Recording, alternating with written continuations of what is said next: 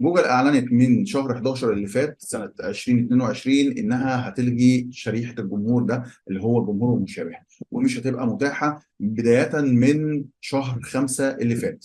بمعنى ان من شهر 5 اللي فات انت مش هتقدر تضيف الشرايح الجمهور المشابه ديت لاستهداف الحملات بتاعتك، لكن هتنتهي نهائيا تماما في 1 اغسطس اللي جاي، اللي هو 1 اغسطس 2023. ايه الفرق ما بين 1 مايو وما بين 1 اغسطس؟ لغايه 1 مايو جمهور مشابه موجود، لكن ما تقدرش انك تستهدفه، يعني ما تقدرش انك تدخله في الاستهداف. انما خلاص الحملات اللي موجود فيها الجمهور دوت هو اوريدي موجود وشغاله، هتفضل بقى شغاله وتستهدفه لغايه 1 اغسطس. بعد 1 اغسطس خلاص الموضوع هيكون منتهي تماما، مش هتقدر لا تستفاد من الجمهور المشابه دوت في ان انت تدخله في حملات جديده كاستهداف، ولا هتقدر الحملات اللي اوريدي انت مستهدفه فيها انه هيشتغل عليه لا هتقف وهتختفي من الحملات ديت الجمهور دوت.